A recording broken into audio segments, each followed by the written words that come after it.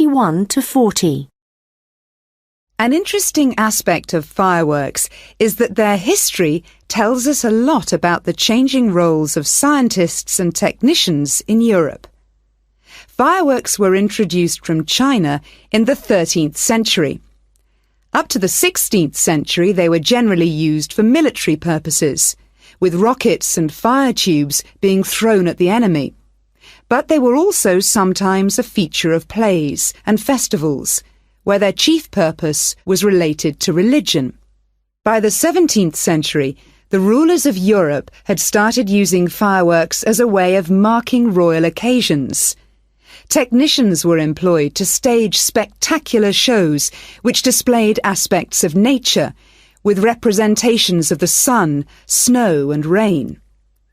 These shows were designed for the enjoyment of the nobility and to impress ordinary people.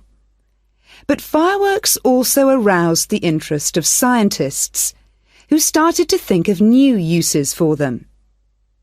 After seeing one firework display where a model of a dragon was propelled along a rope by rockets, scientists thought that in a similar way humans might be able to achieve flight, a dream of many scientists at the time.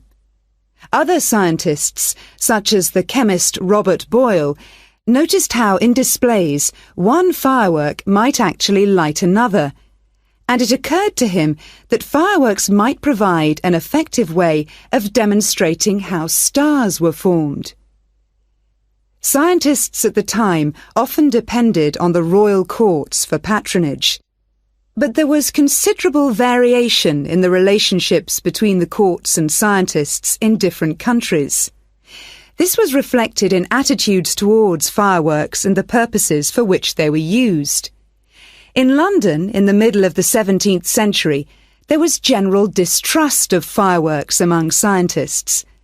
However, later in the century, scientists and technicians started to look at the practical purposes for which fireworks might be employed, such as using rockets to help sailors establish their position at sea.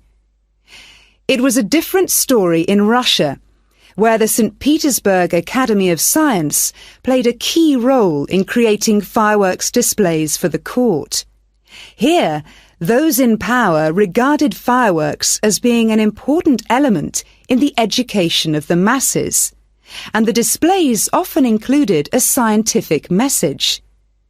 Members of the Academy hoped that this might encourage the royal family to keep the Academy open, at a time when many in the government were considering closing it. In Paris, the situation was different again. The Paris Academy of Sciences played no role in staging fireworks displays. Instead, the task fell to members of the Royal Academy of Painting and Sculpture. As in Russia, the work of the technicians who created the fireworks was given little attention. Instead, the fireworks and the spectacle they created were all designed to encourage the public to believe in the supreme authority of the king. However, science was also enormously popular among the French nobility, and fashionable society flocked to demonstrations such as Nicolas Lemery's display representing an erupting volcano. The purpose of scientists was basically to offer entertainment to fashionable society, and academicians delighted in amazing audiences with demonstrations of the universal laws of nature.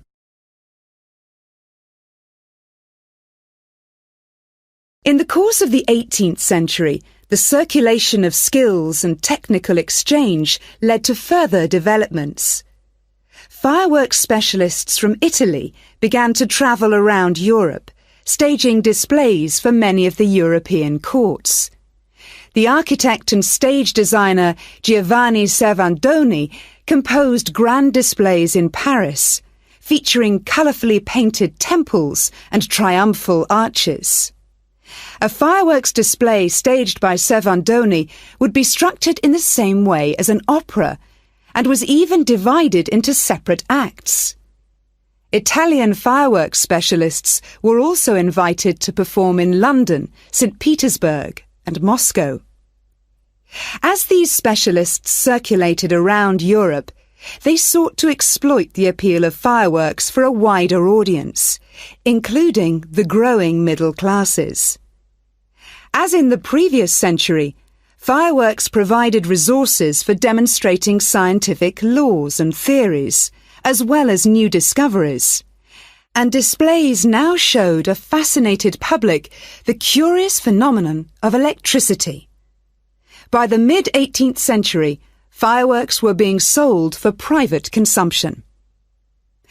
So the history of fireworks shows us the diverse relationships which existed between scientists, technicians, and the rest of society.